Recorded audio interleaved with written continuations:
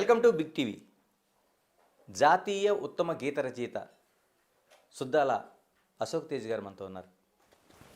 అశోక్ తేజ్ గారు, నమస్తే గణేష్. ముందుగా మీకు శుభాకాంక్షలు. ఎందుకంటే తెలంగాణ ప్రభుత్వ గౌరవాన్ని మీరు అందుకున్నారు. అవును. శుభాకాంక్షలు మీకు బిగ్ టీవీ తరపున. Thank you. సరే, ఇప్పుడు రేవంత్ సర్కారు కవులకి కళాకారులకి ఒక గౌరవ పురస్కారాన్ని అందించింది. అవును, ఎలాగ పురస్కారం ప్రకటించింది. అవును, అందించబోతుంది. ఏంటి, మీరు ఎలాగా స్పందిస్తారు? అంటే ఒక సుదీర్ఘ నిరీక్షణ తర్వాత ఊహించని సమయంలో ఊహించిన ఆనందం జరిగిందనమాట. ఊహించని సమయంలో ఊహించుకున్నటువంటి ఒక ఆనంద ఘట్టం నాకు ఎదురైంది. డెఫినెట్గా ఒక గుర్తింపు రావాల్సి ఉండే కదా నాకు. మనము అటు ఉద్యమ పరంగా గాను, ఇటు సినిమా పరంగా గాను, తెలంగాణ రాష్ట్ర పరంగా, తెలంగాణ రాష్ట్రంలో మొట్టమొదటి జాతీయ అవార్డు గ్రహీత నేనే సినిమాకి. అంటే నాకన్నా పూర్వ కవులు ఒక నారాయణ రెడ్డి గారికి జ్ఞానపీఠ అవార్డు రావచ్చు, దాశరథి గారు ఉన్నారు, కానీ వాళ్ళెవరికి జాతీయ అవార్డు రాలేదు సినిమా రంగంలో. కరెక్టే, సినిమా రంగంలో రాలేదు. వాళ్ళు మాకన్నా అగ్రగణ్యులు, చాలా పూజ్యులు, అద్భుతమైనటువంటి మేధాశక్తి సంపన్నులు వాళ్ళు. కానీ తెలంగాణ రాష్ట్రానికి సంబంధించి అనుకుంటే సినిమా రంగంలో శ్రీశ్రీకి, వేటూరికి నాకు వచ్చింది. నాకన్నా పూర్వం అయితే రాలేదు. సినిమా రంగంలో ఉన్న ఒక నారాయణ రెడ్డి గారికి కానీ, లేకపోతే దాశరథి గారికి కానీ, లేదా ఇంకెవరికి కానీ రాలేదు. నాకు వచ్చింది. అది ఎప్పుడు వచ్చింది? అది 22 years బ్యాక్ వచ్చింది. ఏదో ఈ మధ్యన అందుకున్నది కాదు. అవును, నేను సినిమా రంగంలోకి వచ్చిన 9 సంవత్సరాలకే I received president of India. నా అదృష్టం ఏంటంటే ఒక గొప్ప మహానుభావుడు రాష్ట్రపతి అబ్దుల్ కలాం గారు. అంటే ఆయనకు రాష్ట్రపతిగా ఎంత ఉన్నతమైనటువంటి స్థానం ఉందో, ఆ పీఠము కన్నా ముందు కూడా అంతే ఉన్నతుడు ఆయన. ఎగ్జాక్ట్లీ కదా. అవును, ఆ మహానుభావుడి చేత ఆయన ఒక స్వర్ణ సమయంలో నాకు అవార్డు రావడం అనేది ఎప్పటికీ నేను మర్చిపోలేను. So great. అప్పటి అవార్డు కన్నా తెలంగాణ రాష్ట్ర ప్రభుత్వం వచ్చిన 10 నెలల్లోనే ప్రకటించడం అనేది జాతీయ అవార్డు పొందినప్పటికన్నా 1000 ఎక్కువ ఆనందం అనిపించింది నాకు. సార్, మీకు అవార్డులు కొత్త కాదు. జాతీయ స్థాయిలో గీత రచయితగా అవార్డు పొందారు, మిగతా అనేక అవార్డులు మీరు తీసుకున్నారు. కానీ తెలంగాణలో మొట్టమొదటి జాతీయ అవార్డు తీసుకున్న ఆయన మీరు. ఎందుకంటే అంతకుముందు శ్రీశ్రీ కావచ్చు, లేకపోతే వేటూరి కావచ్చు, రాష్ట్ర విభజన తర్వాత ఆంధ్ర రాష్ట్రానికి చెందిన వాళ్ళు ఉంటారు. కానీ అంతకంటే జాతీయ అవార్డు కంటే ఆనందం మీరు మీ గురించి కనిపిస్తోంది, మీరు వ్యక్తం చేస్తున్నారు. ఎందుకని? ప్రపంచంలో మనం గెలుపు అందుకోవచ్చు, ఢిల్లీలో గెలవచ్చు. ఢిల్లీకి రాజైనా తల్లికి బిడ్డ అంటారు కదా. ఢిల్లీలో నేను మెప్పులు పొందాను, నేను అవార్డు తీసుకున్నాను. కానీ తల్లి దగ్గర తీసుకోలేదు. తల్లి దగ్గర అంటే రాష్ట్రంలో, తెలంగాణ రాష్ట్రంలో తీసుకోలేదు. ఉమ్మడి ఆంధ్రప్రదేశ్ వచ్చినప్పుడు నాకు నంది అవార్డ్స్ వచ్చినాయి కావచ్చు. అవును. కానీ తెలంగాణ రాష్ట్రం ఏర్పడ్డ తర్వాత నేను తెలంగాణలో అవార్డు, ఒక ఉన్నతమైన అవార్డు తీసుకోలేదు. తల్లి దగ్గర నుండి అవార్డు తీసుకోలేదు, కానీ తెలంగాణ తల్లిని నిలబెట్టిన రోజున అవార్డు తీసుకోవడం జరిగింది. అందులో ఒక మా నాన్నగారితో పనిచేసిన ఒక బండి యాదగిరి అనే ఆయన కుటుంబానికి, అట్లాగే ప్రజాయుద్ధ నౌక గద్దరన్న వారసులకి, మరి మీరు జయరాజ్ కావచ్చు, అందస్త్రీ, తెలంగాణ రాష్ట్ర గీతాన్ని సమర్పించుకున్న అందస్త్రీకి, తమ్ముడు అందస్త్రీకి, ఈ వరుసలో ఒక సీనియర్, ఒక అద్భుతమైన నడుస్తున్నటువంటి విజ్ఞాన సర్వస్వం లాంటి పాశం యాదగిరికి 1969లో 360 మంది విద్యార్థులు ప్రాణత్యాగం చేసినప్పుడు తెలంగాణ రాష్ట్రం కోసమే, ఆ అమరుల గురించి ఒక అద్భుతమైన అమర స్తూపం రూపం చేసినటువంటి రూప నిర్మాణ శిల్పి, స్తూప శిల్పి యాదగిరిరావు గారికి ఇచ్చారు. ఆ క్రమంలో నన్ను కూడా ఎన్నిక చేసి నా సుదీర్ఘమైన సినీ రంగ సాహిత్య సేవ కావచ్చు, లేదా తెలంగాణ రాష్ట్రంలో కానీ ఉమ్మడి రాష్ట్రంలో కానీ నేను రాసిన ప్రజా గీతాలు కావచ్చు, ఇప్పుడు నేలమ్మ నేలమ్మ నేలమ్మ నీకు వేల వేల వందనాలమ్మ అన్న పాటలు కావచ్చు.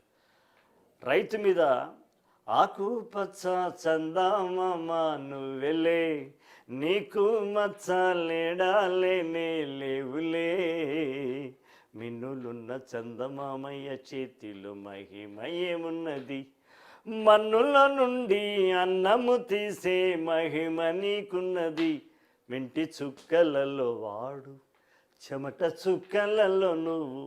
ఇవన్నీ నేను సినిమా రంగంలోకి రాకన్నా ముందు రాసినవి. ఇలాంటి ప్రజల హృదయాలలో ముద్ర వేసుకున్నటువంటి ప్రాచుర్యం పొందిన అనేక ప్రజా గీతాల వల్ల కావచ్చు, సినిమా రంగంలో నేను ఉసే రాములమ్మ నుండి త్రిబులార్ దాకా, త్రిబులార్లో నా పాట మీకు గుర్తుండి ఉంటుంది. కొమురం భీముడో కొమురం భీముడో. ఇలాంటి సినీ గీతాలకు ప్రజాగీతాలకు 30 ఏళ్ళుగా దాదాపు సినిమాలో 3000 పాటలు 2000 సినిమాలకి, ప్రజాగీతాలు ఒక 2000 రాసి ఉంటాను.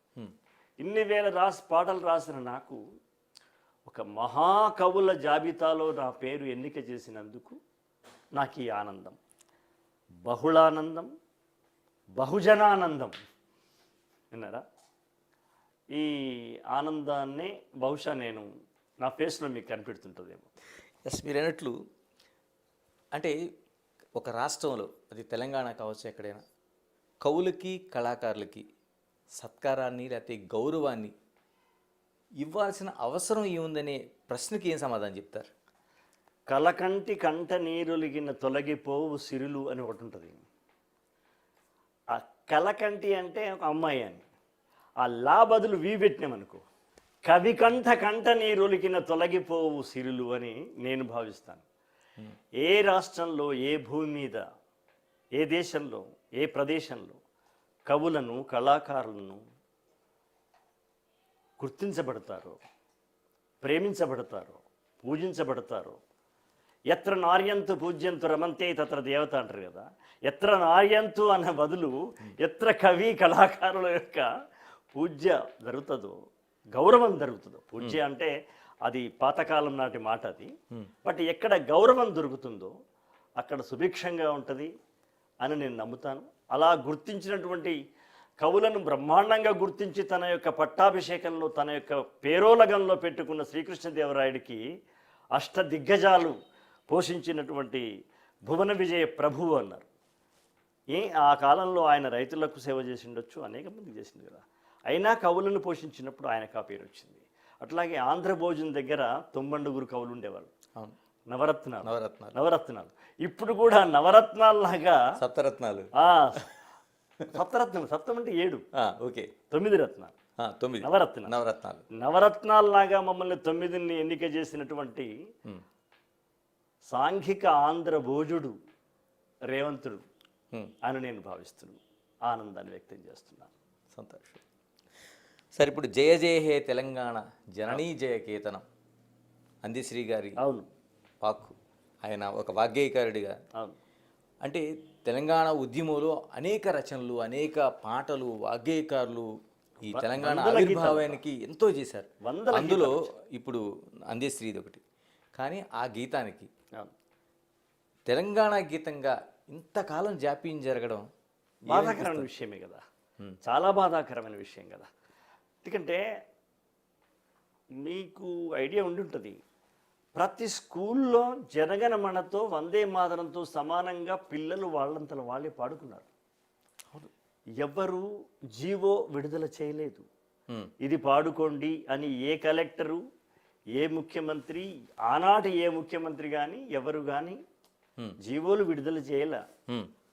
స్వచ్ఛందంగా వాళ్ళుగానే నిర్ణయించుకొని తమకు తాముగానే ఒక శాసనంలా భావించుకొని ఆ యొక్క పాటని, అందశ్రీ తమ్ముడు రాసిన పాటని మనమందరం పాడుకున్నాము, విద్యార్థులు పాడుకున్నారు.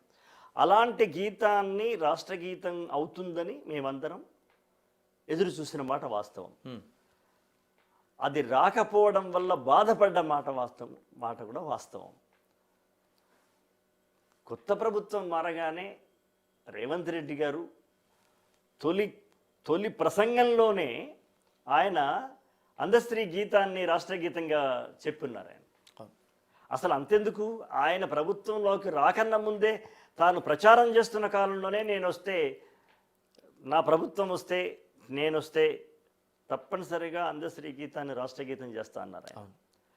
అన్నట్టుగా మరుక్షణం ఆలస్యం చేయకుండా ఆయన రాష్ట్రగీతాన్ని చేశారు, అసెంబ్లీలో తీర్మానం చేయించారు. అలాగే తెలంగాణ తల్లి విగ్రహం గురించి కూడా ఆయన అసెంబ్లీలో తీర్మానం చేయించి మొన్న ప్రతిష్ఠ చేశారు. ఇది మేమంతా ఎదురు చూస్తున్నమాట వాస్తవం. దాంతోపాటు మాకు కూడా ఏమైనా గుర్తింపు లభిస్తుందేమో, ఏమైనా ఒక గొప్ప ప్రభుత్వం నోట, ముఖ్యమంత్రి గారి నోట ఒక గొప్ప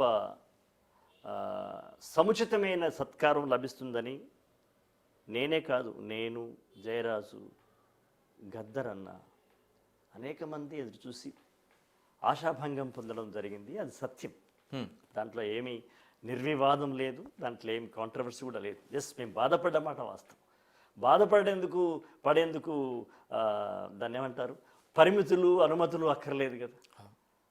కానీ ఈయన మేము అడగకుండానే, ఇప్పుడు ఆకలిస్తుంది అని అమ్మ అంటే పెట్టడం వేరు, నా కొడుకు ఆకలవుతుందేమో అని గ్రహించి బిడ్డ ఆకలిని గుర్తుపట్టగలిగేది తల్లి ఒక్కతే. కళాకారుని యొక్క ఆకలిని, ఆర్తిని, ఆశని గుర్తుపట్టేవాడు గొప్ప రాజు అవుతాడు, గొప్ప ముఖ్యమంత్రి అవుతాడు. అందుకు మేమందరం ఆనందంగా పడుతున్నాం. ఎస్, మరో కీలకమైన విషయం, ఎందుకంటే అప్పటి వరకు నంది అవార్డులుగా కొనసాగుతున్న దాన్ని అవును గద్దర్ అవార్డుల పేరుతో అని చెప్పడం అనేది ఎంత సాహసం అండి అది. మీకు గుర్తుందో అది కూడా నేను ఏదో ఒక మీటింగ్లో ప్రకటించిన 5-6 గంటల్లోనే ఏదో మీటింగ్లో ఉన్నాను. నేనన్నా ఇంత సాహసోపేతమైన నిర్ణయం చేసిన రేవంత్ రెడ్డిని నేను రెవల్యూషన్ రెడ్డి అని పిలుస్తున్నానయ్యా అని అన్నాను. అది ఈ మాట నేను 2 సార్లు నేను ఉగ్గడించాల్సి వచ్చింది. రెవల్యూషన్ రెడ్డి కాకపోతే రేవంత్ రెడ్డి గారు గద్దర్ అవార్డు డిక్లేర్ చేయడం అనేది అది చాలా గొప్ప గంభీరమైన విషయం. నిజంగా అదొక సాహసోపేతమైన విషయం. ఎక్కడ డిమాండ్ లేదు, ఎవరు ఊహించలేదు. ఆనాడు గద్దర్ అవార్డుకైనా, ఈనాడు ఈ నవరత్నాల అవార్డుకైనా ఎవ్వరు ఊహించను లేదు, ఎవ్వరు యాచించను లేదు. పడిగాపులు లేవు, పాదాభివందనాలు లేవు, ప్రాధేయపడడాలు లేవు, ఏమీ లేవు. ఆత్మగౌరవానికి అసలు అంతకంటే ఎక్కడ ఏమీ డ్యామేజ్ ఏమీ లేవు అసలు. అవును, అలా అడగకుండానే ఇవ్వడం అనేది మాకు అధికానందానికి కూడా కారణమైంది. ఇగో ఇన్ని కారణాలు ఉన్నాయి. మీరు అన్నారు కదా ఎక్కువ ఆనందపడుతున్నారు. తెలంగాణ తల్లి విగ్రహం, అవును, మీ స్పందన చూస్తే అమ్మను చూసినట్లుగా ఉందన్నారు. అవును, ఎందుకంటే రేవంత్ కూడా ప్రతి తెలంగాణ బిడ్డ కూడా తన అమ్మను చూడాలని ఒక సంకల్పం మీకు కనిపిస్తుంది. అంతే కదా. జననీ జన్మభూమిచ్చ స్వర్గాదపి గరీయసి అంటారు కదా. అమ్మ కన్నా, మన యొక్క పుట్టిన నేల కన్నా స్వర్గం అనేది లేదు అని లక్ష్మణుడితో రాముడన్న మాట అది. తమ్ముడు, అన్న, ఈ లంక ఎంత సుభిక్షంగా ఉంది కదా, ఎంత బాగుందో, ఇక్కడే ఉండిపోవాలన్నంత అంత గొప్ప సంపద కలిగినటువంటిది ఈ బంగారు గోడలేమి, ఈ వజ్రాల మేడలేమి అని అన్నప్పుడు అది ఏమైనా కావచ్చు కాక జననీ జన్మభూమిచ్చ స్వర్గాదపి గరీయస్ అనే మాట రాముడి వచనమా, వాల్మీకి రచనమా అన్నది మనకు తెలియకున్నా, ఏదేమైనా ఆ వాక్యం ఇవాళ ఏ కాలాలకు కూడా భూమి ఉన్నంత వరకు అదొక అద్భుతమైన వాక్యం. అది మహావాక్యాలు. అలా జన్మభూమిని ప్రతిబింబించేదే జనని.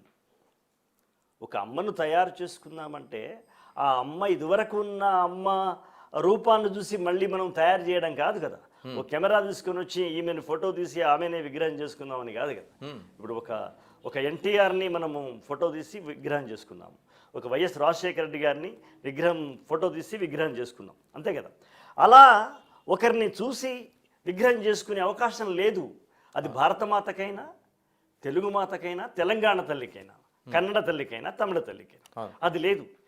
అసలు ఎందుకు లేని రూపాన్ని మనం కలిగించుకుంటున్నామంటే మన యొక్క భూమి, మన యొక్క సంస్కృతి, మన యొక్క సంస్మృతి, మన యొక్క ఆచారం, మన యొక్క శ్రమజీవనం, మన యొక్క సహజత్వానికి ఒక రూపకల్పన చేస్తే ఆరూపమైంది. అంతే కదా. తెలంగాణ రాష్ట్రం యొక్క నిజమైనటువంటి స్వాభావిక లక్షణానికి ఒక మూర్తీభవనం చేస్తే, ఒక మూర్తి భవించేటట్టు చేస్తే, భావానికి ఇల్లు కట్టడం ఇక్కడ వస్తువుకి ఇల్లు కట్టడం కాదు, భావానికి రూపం కల్పించడమే అమ్మ రూపం కల్పించుకోవడం. ఏ భావానికి రూపం కల్పించుకోవాలి? వజ్ర కిరీట ధగధగలక, మట్టి గాజుల గలగలలక, పీతాంబర చీరలక, లేదు మామూలు నేత చీరక. దేనికి ఏ దానికి మనం రూపం ఇవ్వాలి? అప్పుడు మన భాష, మన యొక్క కల్చర్, మన యొక్క వ్యవసాయ ఆధార జీవన విధానం, ప్రధానంగా తెలంగాణ విపరీతమైన కష్టజీవుల యొక్క తెలంగాణ ఇది. ఇన్నిటికీ కలిసినటువంటి ఒక సమాహారమే తెలంగాణ తల్లి. ఈ తెలంగాణ తల్లిని చూడగానే నేను చెప్పాను, ముగురమ్మల గన్న మూలపుటమ్మ మురారులమ్మ చాలా పెద్దమ్మ నాకు కనిపించలేదు. అలాగని నేను ఇదివరకు అందరూ అనుకుంటున్నటువంటి తెలంగాణ తల్లిని నేను బాగలేదని మాత్రం నా నుంచి రాలేదు. ఎందుకు బాగలేదంటాము? విజయశాంతి తెలంగాణ తల్లి పెట్టినప్పుడు ఒక విగ్రహాన్ని చూపించారు, మీకు ఐడియా ఉండి ఉంటుంది. ఆ విగ్రహాన్ని చూపించినప్పుడు ఇది బాగుంది, తెలంగాణ ఒక పల్లెటూరు తల్లిలా ఉందనిపించింది. ఆ తర్వాత కిరీటం తల్లి వచ్చింది, ఇది కూడా బాగానే ఉంది, ఒక దేవతగా అనుకున్నాం. కానీ మొన్న రేవంత్ రెడ్డి గారి యొక్క పర్యవేక్షణలో, కొత్త ప్రభుత్వ పర్యవేక్షణలో తెలంగాణ తల్లి రూపకల్పన చేయడం అనేది, అతను రమణారెడ్డి గారు దానికి శిల్పరూపం ఇవ్వడం జరిగింది. ఇది చూసినప్పుడు నేనేమన్నాను, తెలంగాణ తల్లిని చూస్తే ముగురమ్మల గమ్మ గుర్తు రాలేదు, నన్ను గన్న అమ్మ గుర్తుకొచ్చింది, మా అమ్మ గుర్తుకొచ్చింది, మా అక్క గుర్తుకొచ్చింది. పల్లెటూర్లలో ఉండే సహజమైనటువంటి రైతు వనితలు ఉంటారే, దిగువ మధ్యతరగతి చెందిన రైతు మహిళలు ఉంటారు, ఆ మహిళ కనిపించింది. టోటల్గా మా అమ్మ కాదు, తెలంగాణ నేలమ్మ కనిపించింది అని చెప్పాను. ఎక్కడా వివాదాంశం లేదు ఇక్కడ. ఇది ఒక కవిగా నా స్పందన, ఒక కవిగా నేను స్పందిస్తున్నాను, నాకు బాగా నచ్చింది. అంటే దీన్ని కూడా తప్పుబట్టే వారికి అంటే అది వాళ్ళ అభిప్రాయం, వాళ్ళ మనోగతం వేరు. ఇప్పుడు ఏనుగును చూసి కళ్ళు లేనివాడు ఏనుగును చూసి కాలు చూసి ఏనుగు లావుగా ఉంది అంటాడు. ఏనుగు ఎలా ఉంది అంటే స్తంభం ఆకారంలో ఉంది అంటాడు. తోక చూసిన వాడు ఏనుగు ఎలా ఉందంటే ఏదో కుచ్చులాగా ఉందంటాడు. కుచ్చులాగా ఉందనడం అనేది తప్పు పట్టడం కాదు, తనకు తెలిసింది అది. కాబట్టి మనము భావ ప్రకటన స్వేచ్ఛకు మనం అందరం దాన్ని అంగీకరించుదాం. మీకు నచ్చే విధానం వేరు. నాకు ఎన్టీ రామారావు గారు రాముడి వేషం నచ్చుద్ది, నాకు ఈలపాట రఘురామయ్య గారి యొక్క రాముని విగ్రహం మీకు నచ్చుద్ది. ఈలపాట రఘురామయ్య యొక్క విగ్రహం కరెక్ట్గా లేదు, ఆ వేషం కరెక్ట్గా లేదు అనడానికి నేనెవరిని? అది గణేష్ అభిప్రాయం, అంతే. ఇది అశోక్ తేజ అభిప్రాయం. అశోక్ తేజకు ఈ తెలంగాణ తల్లి నచ్చింది అనేది నేను కోరుకుంటున్నాను. ఇలా మరొక కీలక అంశంగా మనం మాట్లాడుకుంటే, అటు శ్రీశ్రీ, సుద్దాల హనుమంతు గారు, ఇలాంటి మహాకవులు నడిచొచ్చిన నేలలో ఇప్పటివరకు అనేక మంది వాగ్గేయకారులు కావచ్చు, కవులు కూడా ఉన్నారు. అయితే ప్రభుత్వాలు ప్రజా కవులని, అంటే అది విమర్శ వచ్చేటప్పుడు లేకపోతే ప్రజల కోసం ఆలోచించేటప్పుడు ఎందుకు వ్యతిరేకులుగా చూడాల్సిన అవసరం ఉంది? అది రాజ్య అధికార పీఠ లక్షణం. అది ప్రశ్నను అంగీకరించడం అనేది ఒక గొప్ప లక్షణం. అది ప్రభువులకైనా ప్రభుత్వానికైనా ఎవరికైనా ప్రశ్నను స్వీకరించాలి, సందేహాన్ని నివృత్తి చేయాలి, ప్రశ్నకు సమాధానం చెప్పాలి. ప్రశ్నలు లేని కాలం అంటూ ఉండదు. గోపీచంద్ అని ఒక రైటర్ ఉన్నాడు, వాళ్ళ నాన్న త్రిపురనేని రామస్వామి చౌదరి. ఆయన పండిత పరమేశ్వర వేలునామా అని ఒక పుస్తకం రాసినాడు. ఎవరు? కొడుకు గోపీచంద్. ఆ గోపీచంద్ పుస్తకం మొదట్లో ఒక పేజీ మీద ఒకటి రాస్తాడు. ఆ పుస్తకం ఎవరికి అంకితం చేస్తున్నానని ఏం రాస్తాడంటే, ఎందుకు అనే ప్రశ్న నేర్పినందుకు ఈ పుస్తకాన్ని మా నాన్నకు అంకితం చేస్తున్నాను అన్నాడు. గొప్ప వాక్యం, గొప్ప విషయం కదా. ప్రశ్నను మనం ప్రశ్న పైన చిరునవ్వులు సంధించాలి తప్ప మరఫిరంగులు సంధించొద్దు. దరహాసం సంధించాలి ప్రశ్న మీద. మీరు ఒక ప్రశ్న మీకు చెప్తాను నేను. ఒకసారి నెహ్రూ గారి కాలంలో శంకర్ అనే ఒక కార్టూనిస్ట్ ఉండేవాడు. ఒకసారి మున్సిపాలిటీ సంబంధించిన వ్యవహారాల్లో నెహ్రూ గారు ఏదో మాట్లాడితే తెల్లవారి కార్టూన్ ఏం చేశాడంటే పంది ఆకారంలో నెహ్రూ తలబెట్టేసి బొమ్మ గీసినాడు. చాలామంది అగ్రహోదగ్రులైనారు. నెహ్రూ కార్టూన్ని నువ్వు పంది వేషానికి తన యొక్క ముఖాన్ని పెడతావా అని. అందరూ అతన్ని చీల్చి చెండాడాలి అని అంటున్నప్పుడు నెహ్రూ చిరునవ్వి, అది ఆయన భావ ప్రకటన స్వేచ్ఛ హక్కు. ఇది ఆంగ్లేయుల పరిపాలనలో లేదు, భారతీయుల పరిపాలనలో ఉంది. ఆయన తన యొక్క అభిప్రాయాన్ని కార్టూనిస్ట్గా అలా వ్యక్తం చేశాడు. అయితే చిరునవ్వుతో స్వీకరించు, లేకుంటే దానికి తగినటువంటి సమాధానం నువ్వు తెల్లారి వేస్తే దానికి కూడా మళ్ళీ బొమ్మకిస్తాడేమో అంటాడనమాట నెహ్రూ గారు. మీరు నేలమ్మ నేలమ్మ అన్న ఒకటే జననం ఒకటే మరణం అని చెప్పిన అన్నది అణువున ఉంటుంది. అంటే అంటే సుద్దాల హనుమంతు గారు వారసుడిగా అది పుణికిపుచ్చుకున్నారా? తప్పనిసరిగా. మొట్టమొదలు నేను పాట ఇంట్లో పుట్టాను. నేను పాట సుద్దాల హనుమంతు, సుద్దాల జానకమ్మ మా అమ్మ నాన్న. హనుమంతు గొప్ప పాటల రచయిత, వాగ్గేయకారుడు. ఆయన పాట రాయగలడు, రాసిన పాటకు ట్యూన్ చెప్పగలడు, ట్యూన్ చేసిన పాటని గానం చేయగలడు, గానం చేస్తూ అభినయం కూడా చేయగలడు.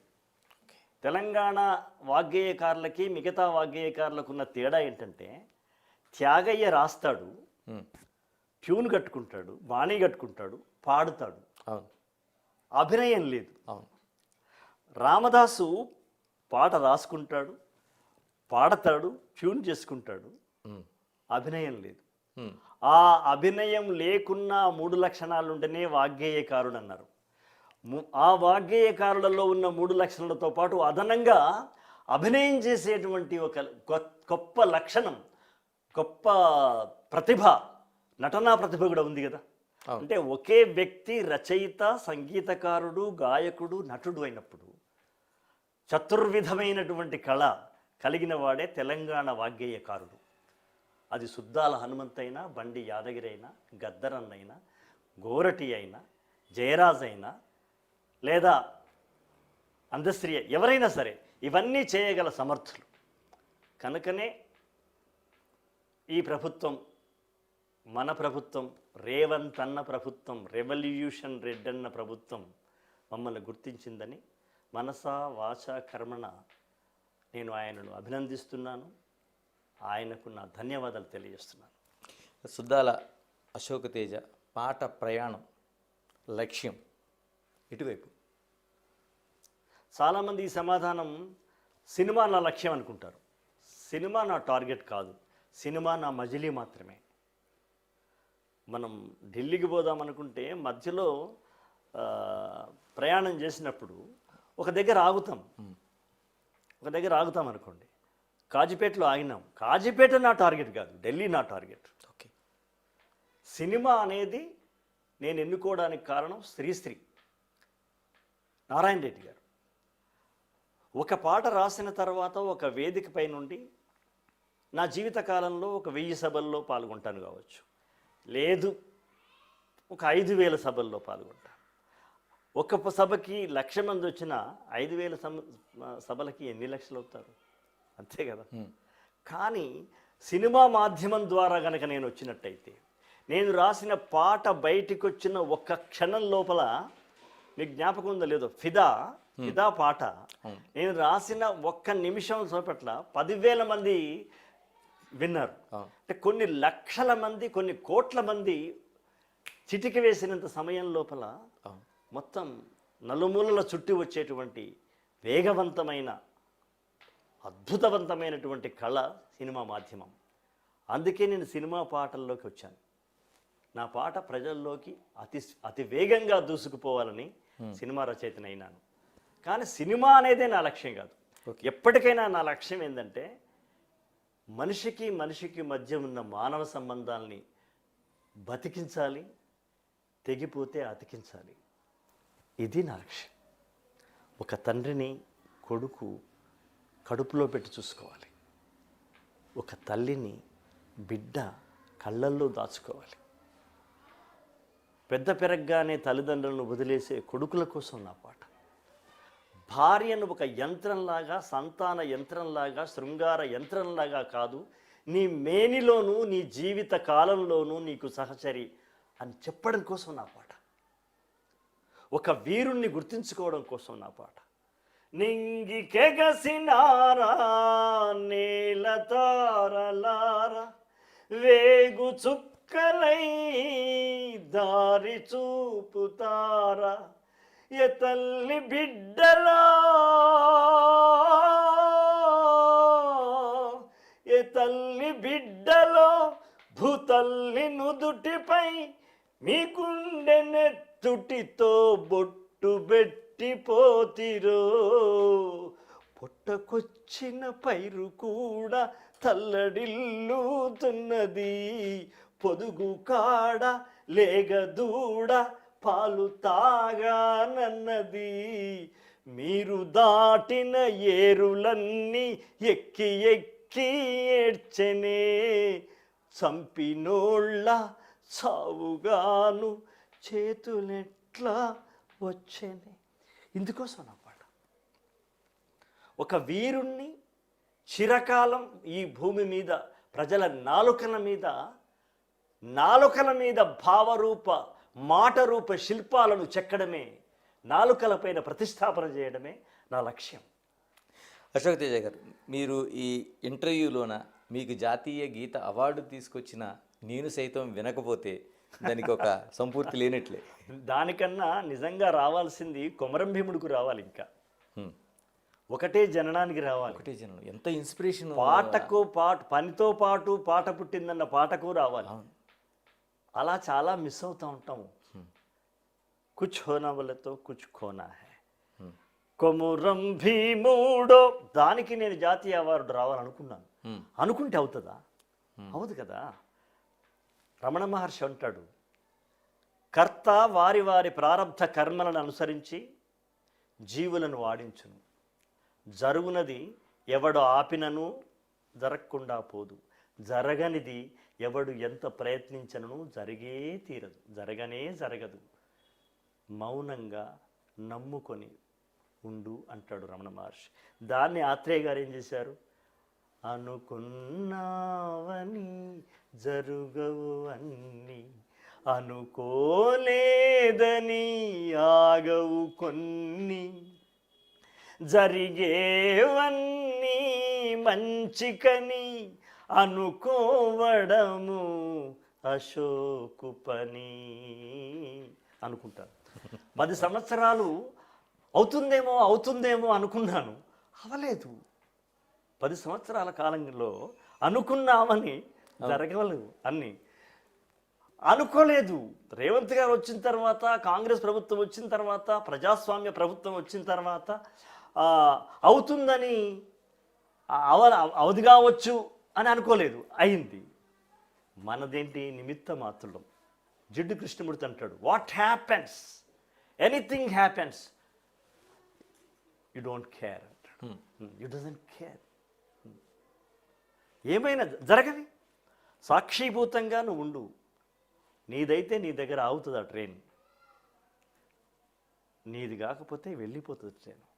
ఒక ట్రైను 10 సంవత్సరాలు వెళ్ళిపోయింది, ఒక ట్రైను వచ్చిన 10 నెలలకే నా ముందు ఆగింది.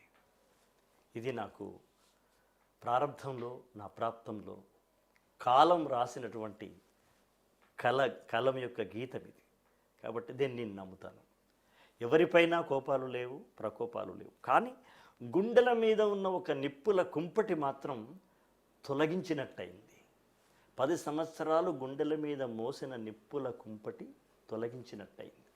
చుట్టూరుగా మండుతున్న ఒక అగ్ని గుండాన్ని చేత్తో చల్లార్చినటువంటి హిమవంతుడులాగా రేవంతుడు నాకు అనిపించినాడు.